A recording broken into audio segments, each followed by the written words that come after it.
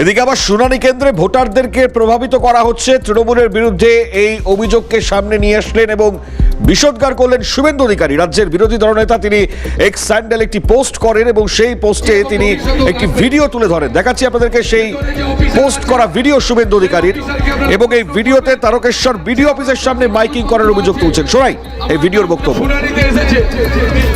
ভেতরে যারা ঢুকবেন, আমরা বারবার বলছি আপনাদের, একদম তৃণমূল কংগ্রেসের পক্ষ থেকে আপনাদের সাথে ছিলাম, আছি এবং ভবিষ্যতেও থাকবে।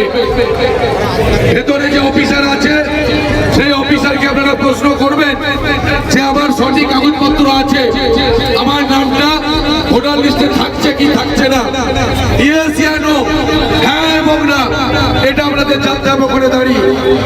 হ্যাঁ এবং না, যদি কোনো রকম অসুবিধা হয় আমাদের সম্মানীয় বিধায়ক সাহেব রামেন্দু শিকোড়া এখানে উপস্থিত আছে, ওখানে ক্যাম্প হয়েছে তৃণমূল কংগ্রেসের পক্ষ থেকে, সেই ক্যাম্পে যদি এই তালিকা থেকে নাম বাদ পড়ে তাহলে পরে বিধায়ক পাশে আছে। হ্যাঁ, ঠিক এভাবেই প্রভাত চ্যাটার্জি তিনি এই বক্তব্য রাখছিলেন একেবারে বিডিও অফিসের সামনে থেকে দাঁড়িয়ে। পঞ্চায়েতের প্রধান উপপ্রধান তার এই বক্তব্য, যেটা খুব স্বাভাবিকভাবেই পোস্ট করেছেন শুভেন্দু অধিকারী। তো তার কি বক্তব্য একবার শোনাবার চেষ্টা করি, কি বলছেন প্রভাত চ্যাটার্জি, শুনুন।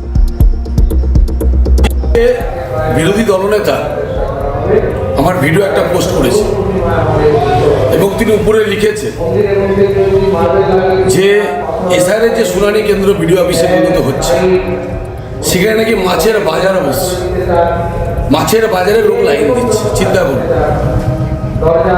মানে একজন বিরোধী দলনেতা হিসেবে বাংলার মানুষকে, হাজার হাজার মানুষ প্রতিদিন বিডিও অফিসে যাচ্ছে, সেই মানুষকে মাছের বাজারে যাওয়া নিয়ে তিনি তুলনা করছেন।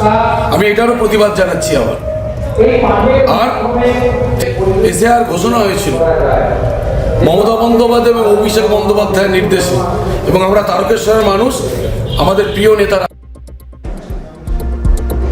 আর এই ঘটনা প্রসঙ্গে বিজেপির কি বক্তব্য শোনাই।